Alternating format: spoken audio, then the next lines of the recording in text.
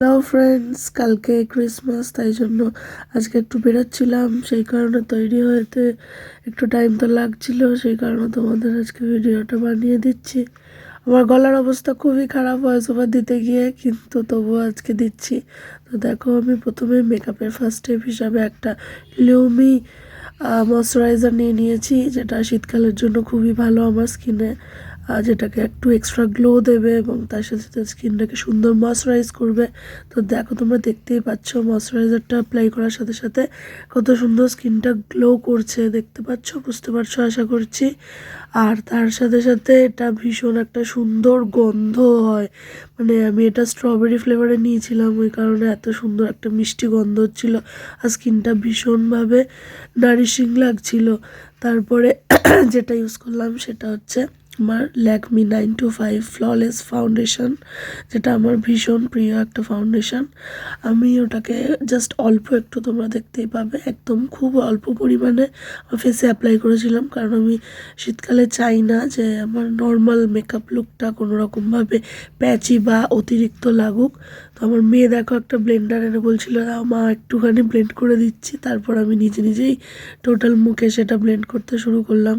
এবং ব্লেন্ডিংয়ের আগেই দেখেছিলে স্কিনটা, আর এখন দেখো, মানে খুব একটা বেশি যে আমি মুখে ফাউন্ডেশন লাগিয়েছি সেটা মনেই হবে না তোমাদের দেখলে।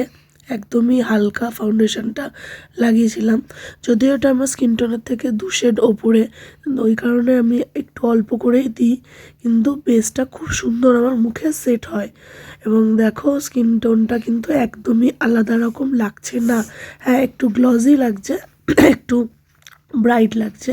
তারপর আমি ইউজ করে নিলাম একটা ব্লাশ, এটা হচ্ছে একটা ক্রিম ব্লাশ, যেটা আমার খুবই পছন্দ এবং এটাও আমার স্কিন টোনের সাথে খুব ভালোভাবে যায়।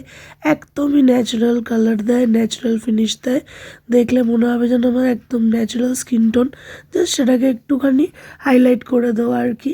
এটাকেই আমি সেমভাবে চোখের ওপরে অল্প করে অ্যাপ্লাই করি, নাকের ওপরে এবং থুতনিতেও একটু করে লাগিয়ে নিই, যাতে পুরো মেকআপটা আরও বেশি ন্যাচারাল লাগে।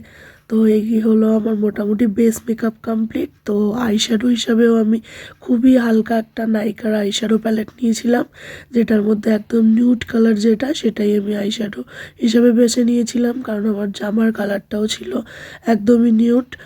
তো আমার আই মেকআপের মোটামুটি এইটুকুনি করেছি। আর আমি মাস্কারা ইউজ করি খুব বেশি করে, বেশি আইলাইনার ইউজ করা আমার খুব বেশি পছন্দ না। তো এখানে প্রথমে আমি নিয়েছিলাম মেবিলিনের হাইপার কার্ল মাস্কারা, এটা একদম ওয়াটারপ্রুফটা নয়, বাট সেকেন্ডে আমি ওয়াটারপ্রুফ মাস্কারাটাও একটুখানি ইউজ করলাম, সেটাও মেবিলিনের কলোসাল মাস্কারা।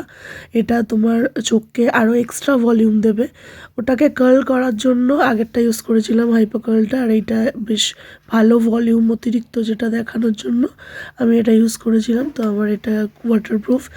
আর সবার শেষে গিয়ে লিপস্টিক লাগিয়েছিলাম, আমি একটা গ্লস লিপস্টিক ইউজ করেছিলাম, যেটা আমার শীতকালে খুবই মনে হয় আমার সাথে যায়। Ready, complete, this is my complete dress up. আমি এরকম করে দিয়েছে, আমি ঠান্ডা বলেই এটা পরেছি, হাইনেক ভেতরে পরেছি, আর হাতে এরকম করেছি ফুল হাতা, পুরো বড় টুপিও দেবো, চুল কিছু করবো না, চুল এরকম ছাড়াই থাকবে, জাস্ট টুপিটা পরে নেবো। আম ডান। আমার মেয়ে এখন রেডি হচ্ছে।